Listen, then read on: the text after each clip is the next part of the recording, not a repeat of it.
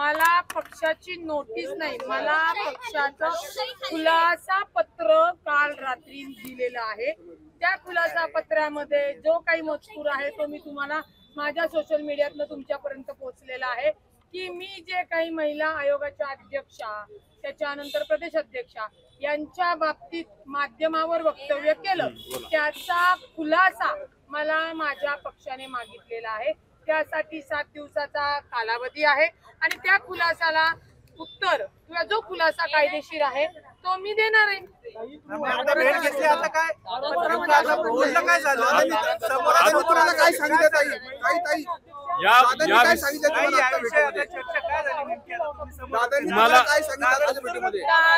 खुलासा जी आहे ती प्रक्रिया आहे ती कुणी जरी असेल कुठली जरी नोटीस आली कुठला जरी आरोप आला तर त्याच्यावर जी काही कायदेशीर माझा बचाव आहे किंवा जे सत्य आहे हे सगळं मी सत्य आणलेलं आहे आणि मी ते तिथं या कायदेशीर जेव्हा खुलासा करेल तेव्हा तो तुम्हाला पण मी देणार आहे। तुम्ही जो सकाळपासून किंवा 2 दिवसापूर्वी नाहक एखादी जी महिला जिने लाईव्ह केल्यानंतर मी बीड मध्ये असताना तिने लाईव्ह केलं होतं माधवी नामक खंडाळकरनी त्याचा तुम्ही व्हिडिओ चालवला त्या व्हिडिओवरनं ते जे काही वाद झाले तिने सांगितलं की रुपाली पाटील ठोंबरे आणि तिची बहीण तिची मावशी यांनी मारलं। त्याच्यानंतर मी बीड मध्ये होते बीड मधनं इथे मी येतो या दोन्ही केसेस हा ज्या वादावादी किंवा जो काही प्रसंग घडलेला तो प्रसंग त्यावेळेला पोलीस स्टेशन मध्ये वाद गेला होता तो वाद संपवण्यात आला होता आणि तो वाद संपवल्यानंतर लक्षात घ्या तो वाद संपवल्यानंतर दुसऱ्या दिवशी तातडीने पुन्हा एकदा त्या माधवी खंडाळकर यांनी सीपीला तक्रार दिली आणि अर्ध्या तासाच्या आत हा तक्रार गुन्हा दाखल करण्यात आला। मग माझा प्रश्न एवढाच होता दोघांच्या तक्रारी तुम्ही मागे घेतलेल्याचं तुमच्याकडे शूटिंग आणि त्याचे दस्तावेज पोलीस स्टेशन मध्ये आहे तर मग आमचा गुन्हा का नाही घेतला त्यासाठी मी पोलिसांकडे गेलो होते त्यांनी गुन्हा दाखल केलेला आहे। माधवी खंडाळकर आणि तिच्या भावावर 354च्या विनयभंग केला म्हणून आणि बोलायला आलेल्याच्या अंगावर डायरेक्ट गेलेल्याचा तो गुन्हा दाखल केलेला आहे। आता माधवी खंडाळकर राज्याचे उपमुख्यमंत्री यांना भेटायला आल्या साहजिकच आहे माननीय अजितदादा महाराष्ट्राचे राष्ट्रीय अध्यक्ष महाराष्ट्राचे नेते राष्ट्रीय अध्यक्ष आहेत त्यांना कुठलाही सर्वसाधारण व्यक्ती भेटायला येऊ शकतात त्यानुसार त्या तिथे आल्या होत्या।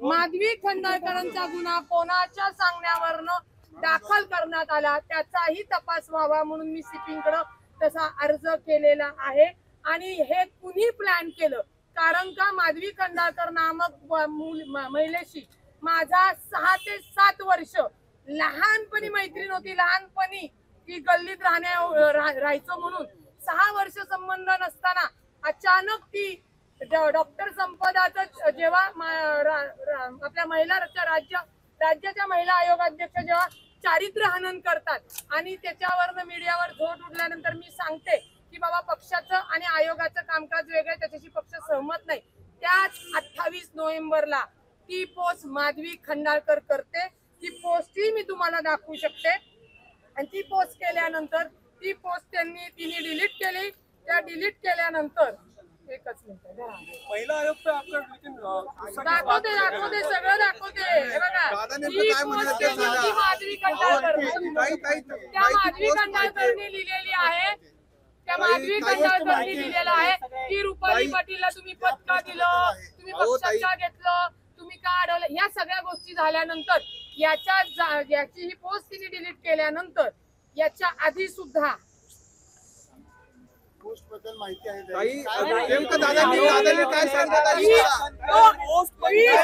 20 जून 2024 सालची पोस्ट स्क्रीनशॉट बघा तेव्हाही सुद्धा एका दुसऱ्या महिलेला उभं करून माझी सोशल मीडियावर पोस्ट करणारी चाकणकर मॅडमची ही मुलगी आहे ही हा 20 जून 2024 मंगळवार त्यांचं नाव काय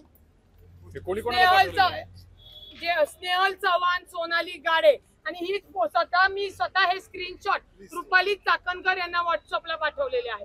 त्याच्यानंतर हीच पोस्ट मी कोण आहे सुनील साहेब तटकरे यांना पाठवली आहे आणि आदितीताई तटकरे यांना पाठवली होती तसेच खासदारांना पाठवली होती। माझा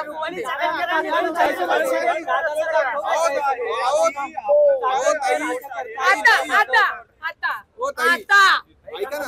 सगळ्या प्रश्नांची उत्तरं मी खरंच देणार आहे, हातात राहू दे. आता ज्या दिवशी तिला विचारणा करायला गेले त्या दिवशीचा व्हिडिओ स्वतः खुद्द माधवी खंडाळकर यांनी व्हायरल केला होता, तो ऐका.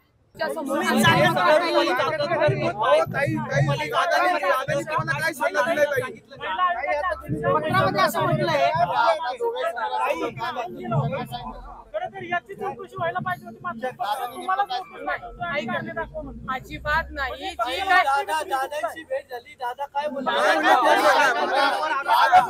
दादांनी सांगितलेलं आहे की त्या माधवी खंडाळकर पण तिथं आल्या होत्या. आता त्यांना कुणी पाठवल्याने आता त्या फोनवर बोलत असताना पण कुणाशी बोलत होता तोही CDR काढायला मी लावलेला आहे. असो, दोन्ही हे जे काही वाद आहेत हे वाद आता एकमेकांच्या विरोधात तक्रार राखून पोलीस स्टेशन मध्ये आहे.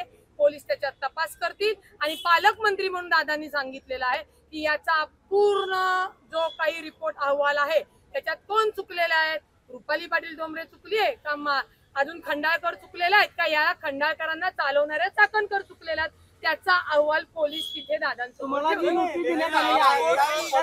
असं म्हटलंय की रुपाली चाकणकर या राज्य महिला आयोगाच्या अध्यक्ष आणि पक्षाचे अध्यक्ष आहेत, त्यांच्याबद्दल विधान करणं म्हणजे पक्ष शिस्तीचा भंग आहे.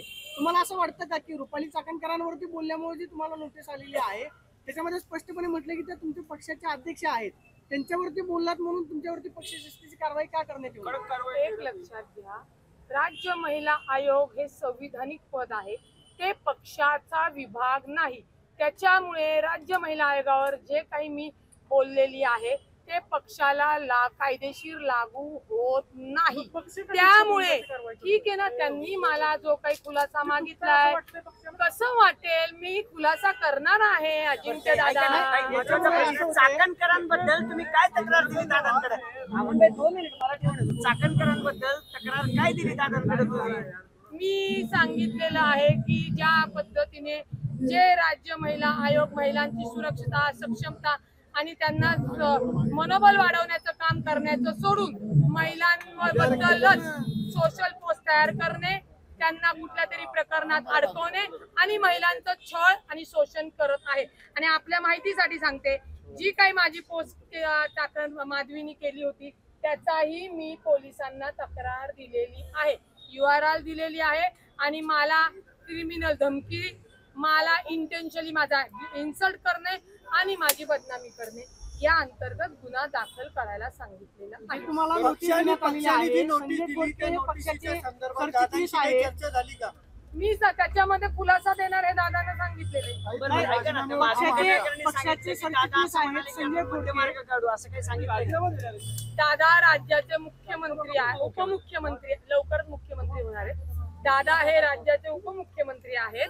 दादांनी सांगितलं की लहानपणापासून ज्या तुम्ही मैत्रिणी आहेत, एकतर दादा शॉक झाले आणि हा विषय तुम्ही मुख्यमंत्र्यांसमोर मांडताय, आता मी राज्याचा उपमुख्यमंत्र्यांसमोर मांडताय.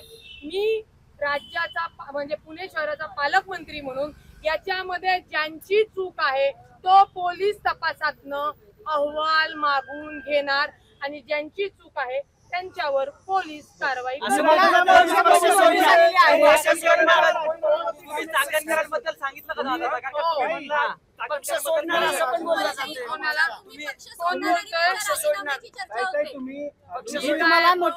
महिला बिला वाटले का तुम्हाला? मी कायदेशीर त्याला उत्तर देऊन हे करणार.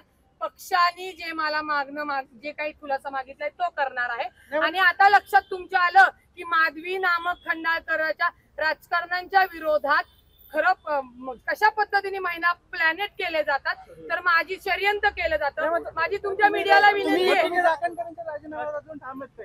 राज्य महिला आयोगाचा राजीनामा त्यांनी दिला पाहिजे. ही जी काही मी मांडली ही त्याच्यावरती मागणी माझी केलेली